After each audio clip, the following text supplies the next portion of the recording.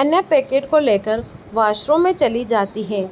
जब उसे खोल के देखती है तो वो हैरान रह जाती है। उसमें एक लाल रंग की साड़ी जिसमें खूबसूरत जड़ाव का काम किया है, दिखने में जितनी खूबसूरत है उतनी ही भारी। ये देखकर अन्या असमझ में पड़ जाती है। हल्की फुल्की साड़ी पहनने वाली अन्या भारी साड़ी को संभालना नहीं जानती थी, लेकिन वो कुछ कर भी नहीं सकती थी। अन्या एक ठंडी हवा भरते हुए और आधे घंटे के मकसद के बाद आखिर साड़ी पहन ही लेती है। साड़ी पहनना अन्या के लिए जंग लड़ने का काम नहीं था। साड़ी के साथ एक कुंदन का हार था जो कि काफ़ी खूबसूरत था। अन्या गले में कुंदन के हार के साथ मंगलसूत्र पहन लेती है और अपने लंबे घने बाल खोलती है। चेहरे पर मेकअप ना होते हुए भी उसकी सुंदरता में कोई कमी नहीं थी। खुद को मिरर में देखते हुए एक पल के लिए अन्या को अपने पर विश्वास नहीं हुआ कि ये वही है। बिल्कुल नई दुल्हन लग रही थी। बस एक कमी थी, सिंदूर। वो भी उसके पास नहीं था। रुद्र दादाजी के कमरे के दरवाजे को नॉक करता है। दादाजी उसे अंदर आने को कहते हैं। उनके इशारे पर रुद्र सोफे पर बैठ जाते हैं। दिग्विजय जी अपनी कड़क आवाज़ में रुद्र को देखते हुए कहते हैं, तो आपने क्या सोचा है? रुद्र बिना किसी भाव के साफ लफ्ज में कहता है, शादी करवाने का फैसला आपका था, जो मैंने कर ली। अब इसे मानना न मानना मुझ पर है। मेरा फैसला ये है कि आप भले ही उसकी अपनी बहू मान ले, लेकिन मैं उसे अपनी पत्नी होने का अधिकार कभी नहीं दूंगा। उसके लिए आप मुझे मजबूर नहीं करेंगे। आपकी चाहत थी मेरी शादी, जिसे मैंने पूरा किया। उसके आगे आप मुझसे उम्मीद न ही रखें तो बेहतर होगा दादाजी। रुद्र के इस फैसले के बारे में दिग्विजय जी पहले से ही अनजान नहीं थे। आखिर उन्होंने अपने पोते को बचपन से पाला था।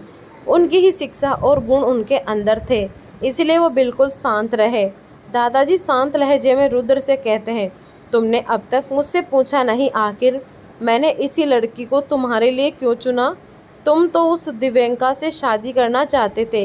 ये सवाल तो रुद्र के जहन में भी कई बार आया था, लेकिन अपने दादाजी के फैसले पर आज तक उसने सवाल नहीं किया। इसलिए उसने ये बात भी बिना आपत्ति के मान ली थी। और वैसे भी रुद्र ये शादी बस एक फॉर्मेलिटी के लिए कर रहा था और दिव्यंका को चुनना उसके 2 साल पहले की गई गलती की भरपाई करने के लिए था। रुद्र अपने दादाजी की आंखों में देखकर कहता है, ज़रूरत नहीं है। रुद्र का जवाब सुनकर दिग्विजय जी मुस्कुराते हैं। वो अपने मन में कहते हैं, ज़रूरत तो है लेकिन वक्त नहीं। जब वक्त आएगा तो तुम खुद उस राज से रूबरू करवाएंगे। दिग्विजय जी रुद्र से कुछ नहीं कहते हैं क्योंकि वो जानते थे उनका पोता ऐसे तो उनकी बात मानने से रहा, इसीलिए उन्होंने कुछ और ही सोच कर रखा था। दादाजी के हुक्म पर सब बाहर जा जाते हैं। रुद्र, रेहान, तविस, अबे, शौर्य और एक कोने में आकाश जी भी था। तविस, अबे, शौर्य सब चौहान मैंसन में ही अधिकतर रहा करते थे क्योंकि दादाजी उन्हें भी अपने पोते जैसा ही मानते थे। शौर्य के पेरेंट्स प्लेन क्रैश में काफ़ी पहले गुजर गए थे। वो अकेला था और एशिया का टॉप एक्टर भी। वहीं अबे और तविस के डैड और स्टेप मॉम थे। उनके दादाजी दिग्विजय के एक वक्त अच्छे दोस्त भी थे, लेकिन बीमारी की वजह से वो जल्दी गुजर गए। अबे को अपने डैड से कोई मतलब नहीं था और न ही उनकी दौलत से, इसलिए उसने खुद का 7 स्टार होटल का एम्पायर खड़ा किया था। तविस कभी कभार गोयल हाउस चला जाता है, लेकिन उसे भी कुछ खास मतलब नहीं रहता था, इसलिए दिग्विजय जी उसे भी अपने घर में ले आए थे। सब हॉल में बैठे थे, तभी सबको पायल की आवाज़ सुनाई देती है। यह उनके घर में 25 साल बाद हो रहा था। जब किसी की पायल की आवाज़ आ रही थी, सबकी नज़र खुद ब खुद सीढ़ियों पर चली जाती है। वहाँ अन्या उस साड़ी में संभालते हुए ध्यान से नीचे उतर रही थी। वो इतनी सुंदर लग रही थी कि सब लोग उसे देखते ही रह गए और रुद्र की तो जैसे उसे देख सच में सांस ही अटक गई। उसका दिल जोरों से धड़कने लगा। ये पहली बार था कि किसी लड़की की खूबसूरती उसे इस तरह कायल कर रही थी। वो बिना अपनी पलकें झपकाए एकटक बस उसे देख रहा था। शौर्य ने रुद्र का ये रिएक्शन देखकर धीरे से उसके कान के पास जाकर कहता है, भाभी बहुत सुंदर लग रही है ना? रुद्र ने भी खोए हुए अंदाज में बस हाँ में सिर हिला दिया। जिसे देख शौर्य को तो अपनी आंखों पर विश्वास ही नहीं हो रहा था। लेकिन रुद्र को जल्दी अपनी बात का एहसास हुआ। वो शौर्य को एक तीखी नज़र देकर अपना फ़ोन निकाल उसमें कुछ करने का नाटक करने लगा, लेकिन न चाहते हुए भी उसकी नज़र बार बार अन्या पर जा रही थी। वहीं अन्या ने जब अपने सामने सारे मेल मेंबर्स को खुद को ऐसे देखते पाया तो वो काफ़ी अफोर्ड फील करने लगी। वो अपनी साड़ी ठीक करते हुए मुस्कुराने की कोशिश कर रही थी। तभी दिग्विजय जी ने अन्या को अपनी ओर आने का इशारा करते हुए कहा, बहू इधर आओ मेरे पास। अन्या भी उनकी बात सुनकर धीरे से सिर हिलाते हुए उनकी ओर बढ़ने लगी। वो सबसे पहले उनके पैर छूकर उनसे आशीर्वाद लेती हैं। दिग्विजय जी भी मुस्कुराते हुए उसके सिर पर हाथ रखकर उसे आशीर्वाद देते हैं। फिर वह अपने आसपास एक नज़र दौड़ाते हुए सबको देखती है। वहाँ वो दिग्विजय जी और रुद्र के सिवा शायद किसी को नहीं जानती थी। दादाजी अन्या की तरफ देखकर अपने रौबदार आवाज़ में कहते हैं, तुम अब तक अपने परिवार से नहीं मिली ना, आओ मैं तुम्हें मिलवाता हूँ। वो सबसे पहले सोफे पर बैठे एक शांत से आदमी की ओर इशारा करते हुए कहते हैं, ये है आकाश राय चौहान, तुम्हारे ससुर और रुद्र के पिता। दादाजी की बात सुनकर अन्या उनकी तरफ बढ़ती है और झुककर उनके पैर छू लेती है। जब से अन्या वहां आई थी, आकाश उसे अपनी पारखी नज़र से देख रहे थे। उन्हें अन्या में अपनी कौशल्या की छवि दिख रही थी। वैसे ही सादगी और मासूमियत से भरा चेहरा, होठों पर मन मोह लेने वाली मुस्कान, ये सब उन्हें आज अपनी पत्नी की याद दिला रहा था। आशीर्वाद लेने के लिए उनका हाथ अपने आप अन्या के सिर पर आ गया। ये देखकर वहाँ बैठे सभी लोग हैरान थे। आकाश ने शायद ही इन 25 सालों में किसी के सिर पर अपना हाथ फेरा हो, वो भी प्यार से। ये हक तो उन्होंने अपने बेटों को भी तक को नहीं दिया था। अन्या अपने चेहरे पर मुस्कान लिए उन्हें एक नज़र देखती हैं, फिर दादाजी के पास वापस आ जाती है। आकाश जी आज आंखें नम थी। दादाजी एक प्राउड स्माइल के साथ कहते हैं, आओ बाकी लोगों से मिलवाते हैं। ये है रेहान राय चौहान, रुद्र का छोटा भाई। दादाजी बस इतना कहते हैं कि रेहान एक्साइटेडली आगे आकर अन्या को साइड हक करते हुए कहता है, वेलकम भाभी, मैं आपका प्यारा दुलाला नटखट सा देवर।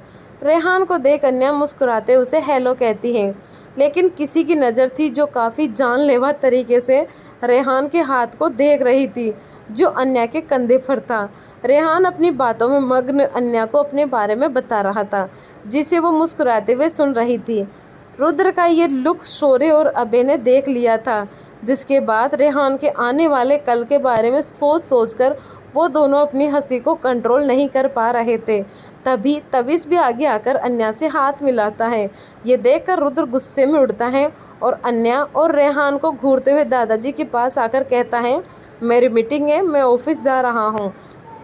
दादाजी कुछ कह पाते या रोक पाते उससे पहले रुद्र तेजी से बाहर निकल जाता है। अन्या रुद्र को जाते हुए देखकर सोचती है, अब इसे क्या हुआ, ये मुझे ऐसे क्यों घूर रहा था, बड़ा अजीब है ये। अन्या तो उसके लुक को भाप नहीं पाए, लेकिन रेहान अपने भाई के हर लुक से वाकिफ़ था, जिससे वो भोली सूरत बनाते हुए शौर्य और अभय से पूछता है, क्या मैंने कुछ अभी गलत किया, भाई मुझे ऐसे क्यों देख रहे थे। रेहान के पूछने पर शौर्य की हंसी छूट जाती है। वो आगे बढ़कर रेहान के गालों को ज़ोर से पिच करते हुए कहता है, अरे अरे, जैसे कि तू रुद्र को जानता नहीं है। जो चीज़ उसकी है उसे कोई दूसरा आँख उठाकर भी देखे तो वो बर्दाश्त नहीं कर सकता। तूने तो इतना बोलते बोलते रुद्र शौर्य अन्य की ओर इशारा करता है, जो उसे ही देखकर उसकी बातों का मतलब समझने की कोशिश कर रही थी। शौर्य आगे बढ़कर अन्या के आगे अपना हाथ बढ़ाते हुए कहता है, हाय, वैसे आपको मेरा नाम बताने की ज़रूरत तो नहीं, क्योंकि मैं हूँ ही इतना पॉपुलर, पर यहाँ एज सेलिब्रिटी नहीं बल्कि अपने जिगरी के यहाँ आया हूँ एज ए फ्रेंड, यानी आपके पति का बचपन का साथी शौर्य मित्तल। वेलकम होम भाभी। अन्या भी खुशी खुशी हाथ मिला लेती है। आखिर उसका क्रश शौर्य मित्तल जो उसके सामने था, लेकिन अफसोस अब वो रिश्तों में उसकी भाभी थी। अभय भी खुद को इंट्रोड्यूस कराता है। सबका नेचर अन्या के प्रति सॉफ्ट और जोली था, बस रुद्र को छोड़कर। अन्या सबको देखकर सोचती है, क्या सच में ये उस खडूराय चौहान का परिवार है। इस परिवार से तो वो कहीं भी मैच नहीं करता। दादाजी सबसे शॉर्ट इंट्रोड्यूशन के बाद अन्या को कुछ मीठा बनाने के लिए बोलते हैं और एक नौकर के साथ उसे किचन में भेज देते हैं। अन्या अपनी भारी भरकम साड़ी को संभालते हुए किचन में जाती है। किचन को देखकर उसे काफ़ी हैरानी होती है। किचन बहुत बड़ा और सुंदर था। एक मिडिल क्लास फैमिली से आई अन्या के लिए ये सब एक सपने जैसा था। लेकिन एक और बात थी जिसे देखकर वो अब थोड़ा अफेड महसूस कर रही थी। एक बात और थी जिसे देखकर अन्या अब थोड़ा अफोर्ड फील कर रही थी। फैमिली मेंबर से लेकर स्टाफ तक मेल था। वो जब से आई थी उसने खुद के अलावा किसी फीमेल को घर में नहीं देखा था। अन्या अफसोस करते हुए सोचती है, ये कहाँ आ गई अन्या तू। ऐसा लग रहा है जैसे गर्ल्स हॉस्टल में रहने वाली लड़की को अचानक बॉयज़ हॉस्टल में शिफ्ट कर दिया हो। फिर वो खुद से कहती है, मुझे मेरे घर के पास जाना है। पता नहीं मॉम डैड कैसे होंगे। मेरे पास तो फ़ोन भी नहीं है, कैसे बात करूं उनसे। अन्या को ऐसे सोच में गुम देखकर एक नौकर सामने से पूछता है, मैम आर यू ओके। उसकी आवाज़ सुनकर अन्या अपनी रियलिटी की दुनिया में वापस आ जाती है और फिर ठंडी आह भरते हुए अपने काम में लग जाती है। अन्या ने जो खीर बनाई सबको वो बहुत पसंद आई और दिग्विजय जी ने खूबसूरत कंगन उपहार के तौर पर अन्या को दिया। चौहान इंडस्ट्री। आज ऑफिस में बाकी काफ़ी शांति छाई थी। सब भगवान से अपनी सेफ्टी की दुआ मांग रहे थे। आज किस पर रुद्र का क्रोध फूटेगा कोई नहीं जानता था, इसीलिए सब अपने कामों में ध्यान लगा रहे थे। अमन की तो सांसें अटकी हुई थी, किस पल उसके जान पर बनाए। रुद्र अपने केबिन में एक फाइल पढ़ रहा था, तभी उसके केबिन का डोर नॉक हुआ। वो बिना देखे अंदर आने को कहता है। अमन अपने सारे देवी देवताओं को याद करके एक फाइल और पैकेट लेकर रुद्र के केबिन में जाता है। रुद्र के पास आकर कहता है, सर ये फाइल आपने मंगवाई थी। कोई जवाब ना मिलने पर अमन पैकेट टेबल पर रखकर कहता है, और सर ये दादाजी ने आपके लिए भेजा है। ये सुनकर रुद्र उस पैकेट को देखता है, फिर अमन से इशारों में पूछता है, क्या है इस पैकेट में। अमन कहता है, मुझे नहीं पता सर, जैसा दादाजी ने कहा मैं इसे आपके पास ले आया। रुद्र अपने अमन को जाने का इशारा करता है और पैकेट को खोलकर देखता है। उसमें एक खाने का बॉक्स था। वो देखकर रुद्र कंफ्यूज हो गया और सोचने लगा कि दादाजी ने उसके लिए ये क्यों भेजा। तभी उसके फ़ोन पर एक मैसेज आता है। वो मैसेज भी दादाजी का ही था, जिसे पढ़कर उसकी नज़र सीधा बॉक्स पर चली जाती है। मैसेज में लिखा था, बॉक्स तुम तक पहुंच ही गया होगा। इसमें अन्या के हाथ से बनी हुई खीर है, बहुत स्वाद है, हम सब ने खाई, अब तुम भी खाओ और आते वक्त अन्या के लिए गिफ्ट लेते हुए आना। रुद्र फ़ोन रखकर खीर के बॉक्स को खोलता है, जिससे बहुत अच्छी महक आ रही थी। उसे देखकर रुद्र के एक्सप्रेशन चेहरे पर एक्साइटमेंट आ जाता है और वो जल्दी से उसे टेस्ट करता है। एक बाइट खाते ही उसकी आंखों में एक दर्द उभर आया, जिसे उसने आज तक अपने अंदर ही दबाकर रखा था। वो तुरंत खीर को उठाकर डस्टबिन में फेंक देता है, फिर सिर को चेयर से टिकाते हुए अपनी आंखें बंद कर लेता है। उसके कुछ दर्द से जो भुलाए नहीं जा रहे थे, तभी उसकी नज़र फाइल पर पड़ती है जिसे अमन रख कर गया था। रुद्र उस फाइल को उठाता है और देखता है उसमें अन्या की फ़ोटो थी। फाइल में अन्या के बारे में इंफॉर्मेशन थी जिसे रुद्र ने ही मंगवाई थी। उसे कल रात से ये बात खटके जा रही थी, आखिर अन्या ने बिना किसी सवाल जवाब के इतनी आसानी से डिवोर्स पेपर पर साइन कैसे कर दिया और पैसे तक नहीं मांगे। रुद्र की नज़र अन्या के फ़ोटो पर टिक जाती है। वो हल्के हाथ से उसे छूता है। उसके जहन में एक बार फिर अन्या के से बढ़ती नज़दीकियाँ, उसकी आंखें, होठ, सादगी याद आने लगती है। ये सब याद कर उसे सुकून मिल रहा था। रुद्र फ़ोटो को साइड रख आगे पढ़ने लगता है। अन्या पढ़ाई के लिए हमेशा बाहर ही रही थी। वो simple and middle class family का बिलोंग करती थी। उसके मम्मी पापा भी काफ़ी सिंपल थे। घर में उनके अलावा उनका एक छोटा भाई भी था। रुद्र बड़े गौर से एक एक चीज़ पढ़ रहा था, तभी उसकी नज़र एक पेज पर जाती है जहां अन्या की 3 महीने पहले हुई सगाई का जिक्र था। वो पढ़कर तो रुद्र के होश ही उड़ जाते हैं। वो फाइल को बंद करके टेबल पर पटक देता है और गुस्से में खिड़की के पास आकर एक सिगरेट जलाते हुए लंबे लंबे कस लगने लगता है। उसके जहन में बस एक ही बात चल रही थी, अन्या की सगाई हो चुकी थी, शायद उससे जिसे वह चाहती हो, इसीलिए उसने अपनी आसानी से पेपर पर साइन कर दिए। शायद वो जल्द से जल्द इस रिश्ते से आज़ाद होना चाहती हो। रुद्र को न जाने क्यों ये बातें सोचकर गुस्सा आ रहा था कि अन्या के दिल में पहले से कोई और है और वो उसकी लाइफ में किसी और को कैसे बात बर्दाश्त कर सकती है। डिवोर्स की शर्त तो उसने ही रखी थी, लेकिन उसे ये बात अब खलने लगी थी। सिगरेट ख़त्म होते ही वो अपना फ़ोन उठाता है और एक मैसेज टाइप करने लगता है और अपना कोट पहनकर वहाँ से चला जाता है। वहीं दूसरी तरफ दिग्विजय जी अन्या को घर की चीज़ों में रूबरू करवाते हैं। कौशल्या राय चौहान की फ़ोटो के आगे खुद खड़ा करते हुए कहते हैं, ये है रुद्र की माँ कौशल्या राय चौहान। अन्या बड़े गौर से उस तस्वीर को देख रही थी। तस्वीर काफ़ी खूबसूरत थी।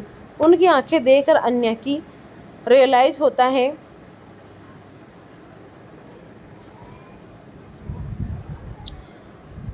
कि रुद्र को अपनी माँ से इतनी खूबसूरत आंखें मिली हैं। दादाजी आगे कहते हैं, 25 साल पहले एक हादसे में गुजर गई थी। तब से ये घर सिर्फ एक मकान बनकर रह गया है, जिसे अब घर तुम्हें बनाना है। रेहान ने अपनी माँ को तो बस तस्वीर में ही देखा है, उसे तो यह मौका तक नहीं मिला कि वो अपनी माँ की गोद में खेल सके। कौशल्या के जाने के बाद लगभग सब कुछ बिखर गया, जिसे अब तुम्हें संभालना है। ये बोलते हुए दादाजी भरोसे के साथ अन्या को देखते हैं। अन्या को कुछ समझ नहीं आ रहा था वो क्या करे, पर दादाजी के भरोसे को देख वो बस अपना सिर हाँ में हिला देती है। दादाजी उसे आगे चलने के लिए कहते हैं, तुम्हें इस घर की बहू के साथ साथ रुद्र की पत्नी भी बनना होगा और इस वंश को आगे बढ़ाना होगा। ये सुनकर अन्या के कदम रुक जाते हैं। उसके दिमाग में रुद्र की कल रात कही हुई बात याद आ जाती है, तुम इस घर की बहू तो बन सकती हो, पर मेरी पत्नी बनने की कोशिश कभी मत करना। ये बात याद आते ही अन्या के चेहरे पर परेशानी के भाव आ जाते हैं। वह दुर्द से कहती है, वाह अन्या, क्या किस्मत है तेरी, पोते से पहले ही दिन डिवोर्स पेपर दे दिए और दादाजी परदादा बनने का सपना देख रहे हैं। दिग्विजय जी अन्या को रोकते हुए देख पीछे पलटते हैं। उसके चेहरे पर भाव से साफ पता चल रहा था उसकी बात सुनकर वो दुविधा में थी, जिसे दिग्विजय जी अच्छे से समझ रहे थे। वो अन्या को अपने कमरे में आने का कहते हैं। अन्या उनकी आवाज़ सुनकर होश में आती है, फिर जल्दी से उनके कमरे में जाती है। दादाजी उसे बैठने का इशारा करते हैं और अपने रौबदार लहजे में कहते हैं, मुझे पता है तुम्हें क्या परेशानी है। उनकी बात सुनकर अन्या कुछ हैरान परेशान सी होती है। तभी वह आगे कहते हैं, जहाँ तक मैं अपने पोते को जानता हूँ, उसने तुम्हें पहली रात को इस शादी को मानने से इनकार कर दिया होगा, है ना। दादाजी की बात सुनकर अन्या और भी ज़्यादा परेशान हो गई। उसे अब डर लगने लगा था, क्योंकि रुद्र ने उसे साफ तौर पर कहा था कि अगर यह बात किसी को पता चली तो वो उसे मार डालेगा। ये सब याद कर वो जल्दी से अपना सिर नामे हिलाते हुए कहती है, घबराई हुई टोन में कहती है, नहीं नहीं, ऐसा बिल्कुल नहीं है, उन्होंने नहीं कहा। अन्या के चेहरे पर बोलने पर दादाजी मन ही मन उसे देखकर मुस्कुरा देते हैं। वो आगे बात बढ़ाते हुए कहते हैं, दादा हूँ मैं उसका, बचपन से अब तक उसे देखा है, उसकी हर सोच हर चीज़ की खबर रहती है मुझे, इसीलिए तुम्हें झूठ बोलने की ज़रूरत नहीं है। दिग्विजय जी के ऐसा कहने पर अन्या मासूमियत से उन्हें देखती है। वो आगे कहते हैं, वो माने या ना माने, तुम इस घर की उसकी पत्नी हो और इस घर में इस बात को तुम्हें भी अब स्वीकार करना होगा। तुम्हें उसके दिल में अपने लिए वो जगह बनानी होगी जो एक पत्नी की होती है। उसके लिए तुम्हें दरवाजे पर दस्तक होने से दादाजी और अन्य की बात बीच में ही अधूरी रह गई। कमरे में रेहान और तविस एंटर करते हैं। रेहान जल्दी से अपने दादाजी के पास फैलकर बैठ जाता है और कहता है, क्या हुआ, बड़ी देर तक आज आपने हमें याद नहीं किया, आपके हमारे लिए दादी डार्लिंग ढूंढ ली क्या। उसकी बात सुनकर दिग्विजय उसके सिर पर जोर की चपत लगाते हुए कहते हैं, तुम कभी सीधी बात क्यों नहीं करते? रेहान अपने दादाजी को देखकर सीधे बैठता है, फिर अपने दांत दिखाते हुए कहता है, लो बैठ गया, अब बताओ। रेहान की ऐसी हरकत देख कन्या के चेहरे पर मुस्कुराहट आ जाती है। दिग्विजय जी उसे घूरकर देखते हैं, कहते हैं, तुम्हें मेरा एक काम करना होगा। रेहान अपने हाथ खड़े करते हुए कहता है, देखो दादू, लव लेटर में मैं नहीं पहुंच सकता, आपको खुद ही हमारी फ्यूचर दादी को पटाना होगा। कहीं मैंने दिया तो वो मेरे क्लेम पर फंस गई तो उसका क्या होगा? रेहान के ऐसे मजाकिया बातें सुनकर अन्या और तविश की हंसी छूट रही थी, पर दिग्विजय जी उसे गुस्से में घूरते हुए अपनी छड़ी उठा लेते हैं। रेहान के पैर मारने की वाले थे कि वो फुदक कर अन्या के पीछे छुप जाता है। भाभी बचाओ, ये बाबा मुझे ऐसे कैसे बच्चे की तरह जुल्म कर रहे हैं? दिग्विजय जी अपनी छोटी छड़ी साइड में रख के रेहान को गुस्से में कहते हैं, तुम ये वहाँ क्यों छुप रहे हो? अभी तो बहुत बत्तीसी दिखा रहे थे। रेहान अन्या के पीछे से निकल अपने दांत दिखाते हुए कहता है, उस वक्त आपका मैं शाही परिवार जो नहीं था, वैसे आपने मुझे यहाँ शाही हथियार के साथ दर्शन के लिए बुलाया है। रेहान की बात सुन दादाजी को अपनी अधूरी बात याद आती है। वो रेहान को घूरते हुए वापस बैठकर कहते हैं, नहीं, कुछ ज़रूरी काम था तुमसे। रेहान की बात सुन दादाजी आश्चर्य से पूछते हैं, क्या? बोलो, कहो। रेहान मुँह बनाते हुए कहता है, भाई लंदन गए, कितने दिनों के लिए पता नहीं, और मुझे ऑफिस जाने का फरमान सुनाकर गए हैं, पर मैं नहीं, नन्ही सी जान उन मोटी मोटी फाइलों के बीच क्या करूँगा? पर मेरी तो यही किसी को कोई फिक्र ही नहीं है। वहीं अन्या ने जब रेहान के मुंह से रुद्र के चले जाने की बात सुनी, उसे बिल्कुल भी अच्छा नहीं लगा, लेकिन उसने इस रिश्ते में कोई उम्मीद न रखने का फैसला किया था। वो अपने मन को मनाते हुए कहती हैं, अच्छा हुआ नहीं देखनी पड़ेगी, अच्छा हुआ चला गया, अब मुझे रोज़ रोज़ उसकी भारी शक्ल और अकड़ नहीं झेलनी पड़ेगी। भगवान करे वो 1 साल तक आए ही ना, वरना हर वक्त मुझे अपनी काली काली आंखों से घूरता रहेगा। रुद्र के जाने की बात सुन दादाजी अपनी छड़ी पर जोर देते हुए कहते हैं, अपने मन में कहते हैं, ये लड़का कभी नहीं सुधरेगा। मैं जानता हूँ जानबूझकर भाग के गया है, मैं भी उसका दादा हूँ, देखता हूँ कितने दिन बचेगा। फिर दादाजी रेहान की सारी बात इग्नोर कर आगे कहते हैं, ठीक है, तुम्हारे पास 1 हफ्ता है, अन्या को अपने भाई की पसंद बनाने में हेल्प करो। आखिर ऑफिस से आने का कोई जवाब नहीं है। नहीं जी। रेहान ने यह सुनकर मन ही मन में उलझन पड़ता है, लेकिन अपने दादा के सामने मासूम सा चेहरा बनाते हुए कहता है, लेकिन दादाजी, भाई। दादाजी कहते हैं, उसे मैं देख लूँगा, कुछ कहे तो कह देना, मैंने मना किया है। रेहान अन्या और तविश को देख आंख मारता है। तभी से देख के मन में कहता है, 1 नंबर का नौटंकी है, इसे अच्छे से पता है जिससे कैसे अपनी बात मनवानी है। रेहान जल्दी से खड़ा होता है और अन्या को अपने साथ ले जाते हुए कहता है, जल्दी चलो भाभी, वरना बाबा का कब छूट जाएगा, फिर कोई नहीं बना सकता। अन्या को तो बस रेहान की नौटंकी देख मुस्कुरानी हो रही थी। क्या था अन्या की सगाई का राज? क्या सच में उसके दिल में कोई था, या अन्या रुद्र के बिना दिल में वो जगह बना पाएगी? रुद्र का कमरा। अन्या अपनी भारी भरकम साड़ी संभालते संभालते कमरे में आती है। तभी उसकी नज़र बेड पर पड़ी रुद्र की शर्ट पर जाती है, जिसके बटन आज सुबह अन्या के खींचने के कारण टूट गए थे। वो शर्ट को उठाती हैं, फिर प्यार से उस पर हाथ फेरकर उससे आ रही खुशबू को महसूस करने लगती हैं। उसे वो खुशबू काफ़ी जानी पहचानी लग रही थी, जैसे उसके अतीत से कुछ जुड़ा सा हो। तभी कमरे का दरवाज़ा खुलता है और रेहान और तविश बेधड़क अंदर आ जाते हैं। रेहान मुस्कुराते हुए कहता है, भाभी डार्लिंग। रेहान की आवाज़ सुनकर अन्या तो एक पल के लिए डर जाती है और उसके हाथ से वो शर्ट छूट जाती है, जिसे रेहान देख लेता है। अन्या हड़बड़ाते हुए शर्ट को उठाकर साइड में रखती है। रेहान ये देखकर एक शरारती मुस्कान के साथ जल्दी से वो शर्ट उठाकर कहता है, यार तविश, ये तो भाई की शर्ट है ना, लगता है कोई उन्हें बहुत मिस कर रहा है। रेहान की बात सुन तविश भी हंस देता है, लेकिन अन्या एम्बेरेस फील करती हैं। वो नज़रें चुराते हुए कहती हैं, ऐसा कुछ नहीं है, वो तो बस शर्ट नीचे गिर गई थी तो मैं उठा रही थी। रेहान ये सुनकर कहता है, ओहो, उठा रही थी? उसके इसे बोलने पर तो अन्या एम्बेरसमेंट के साथ दबी जा रही थी। उसे समझ नहीं आ रहा था कि वो क्या करे। अन्या का चेहरा देख रेहान और तविस की हंसी छूट जाती है। तविस आगे बढ़कर रेहान के सिर पर चपत लगाते हुए कहता है, रिलैक्स भाभी, ये रेहान तो बस मजाक कर रहा था, आप इसकी बात को ज़्यादा सीरियसली लिया मत करो। रेहान मुंह बनाते हुए तविस को देखते हुए कहता है, तो क्या तेरी बात को सीरियसली लिया करें। फिर वो अन्या की तरफ मुड़कर कहता है, भाभी चले। अन्या उससे पूछती है, कहाँ। रेहान मजाकिया लहजे में कहता है, रुद्र भाई की नगरी में। अन्या इतना तो समझ गई कि रेहान उसको फिर छेड़ रहा है, लेकिन वो उसकी बात का मतलब न समझने पर असमझ में कहती है, मतलब।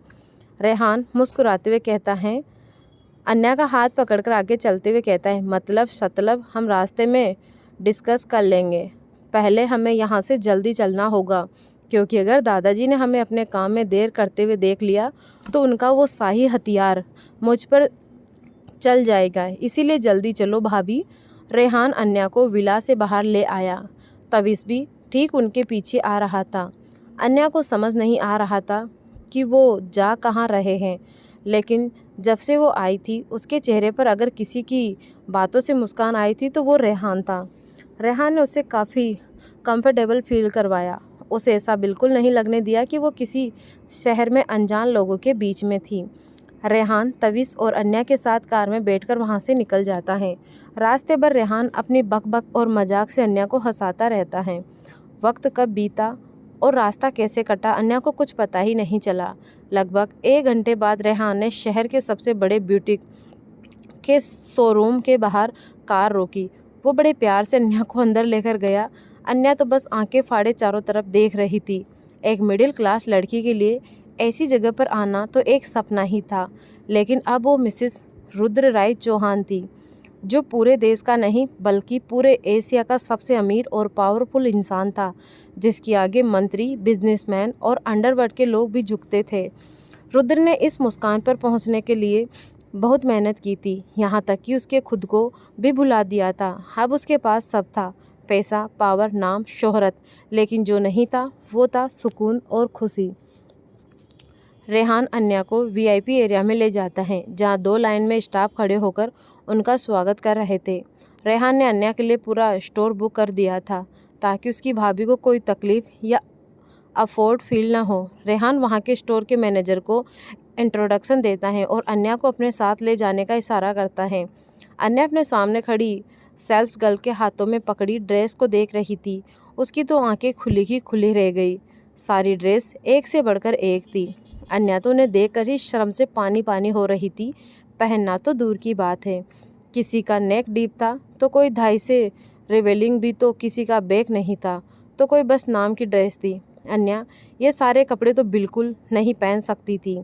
स्टोर मैनेजर अन्या को वो सारी ड्रेस ट्राई करने को कहता है तो अन्या बिना कोई जवाब दिए चुपचाप बाहर आ जाती हैं। रेहान और तविस की नज़र अन्या के हैरान परेशान चेहरे पे जाती है तो वो भी जल्दी से उसके पास आते हैं। रेहान फिक्र भरे लहजे में पूछता है, भाभी क्या हुआ, आप ऐसे बाहर क्यों आ गई, ड्रेस पसंद नहीं आई क्या। उनकी बात सुनकर अन्या नम आंखों से कहती है, रेहान मैं ऐसे कपड़े नहीं पहनती, और अगर तुम्हारे भाई को जिस्म की नुमाइश करने वाली लड़कियां पसंद हैं तो मैं उनकी पसंद कभी नहीं बन सकती। मुझे ये सब बिल्कुल अच्छा नहीं लगता।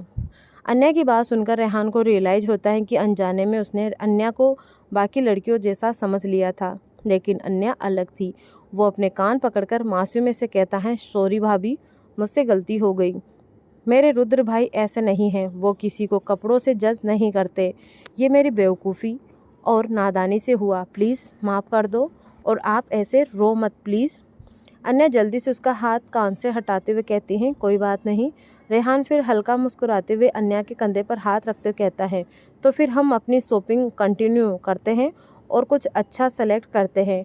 अन्या भी स्माइल करते हुए हाँ में सिर हिला देती हैं।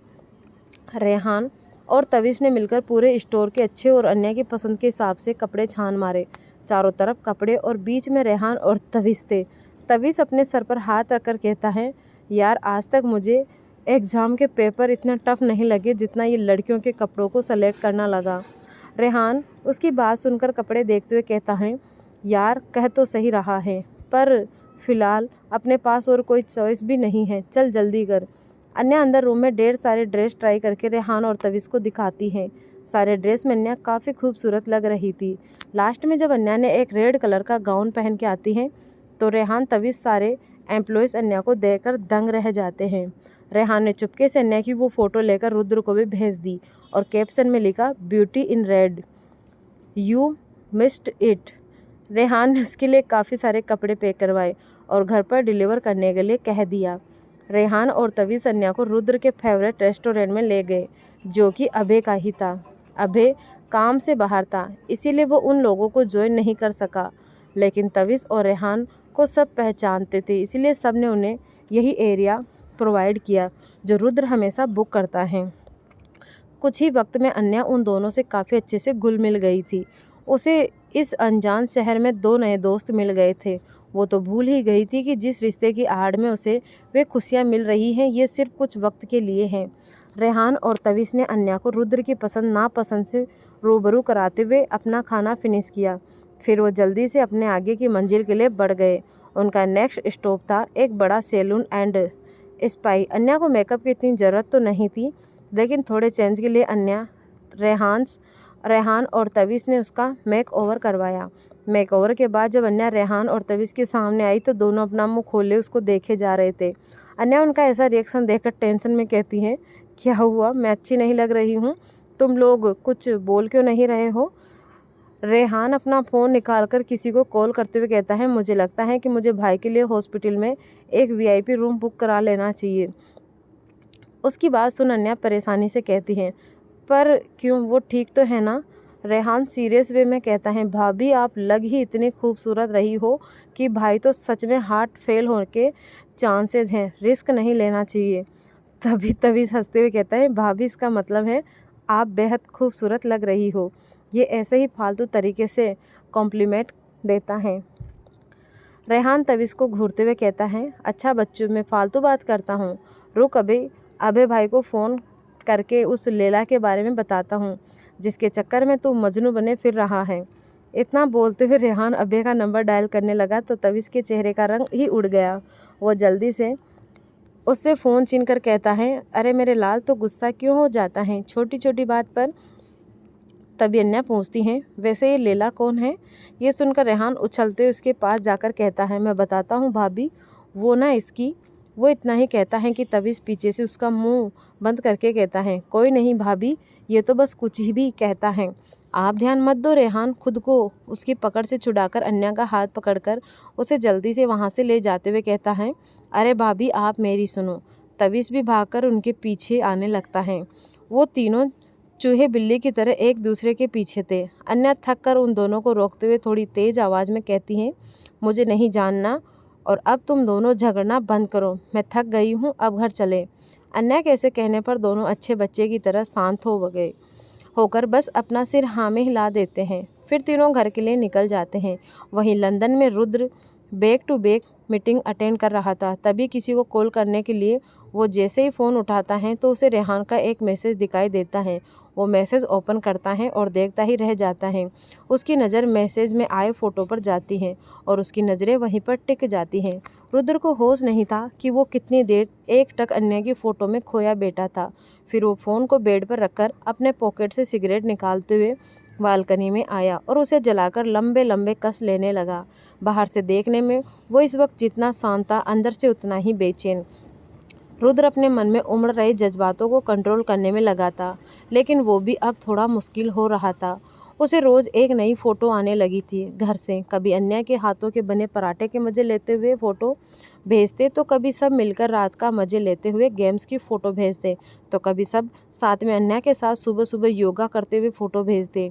ये सब से साफ साफ पता चल रहा था कि रुद्र की फैमिली अन्या की कंपनी कितनी इंजॉय कर रही थी। ऐसे ही एक हफ्ता बीत गया। अन्या घर में सबके साथ काफ़ी घुल मिल गई थी। सब उसे प्यार और केयर के साथ रखते थे। किसी ने उसे ये फील नहीं होने दिया कि वो यहाँ नई या अनजान है। सब ने उसे खुशी खुशी अपना लिया था। बस रुद्र के पिता आकाश कुछ नहीं कहते थे।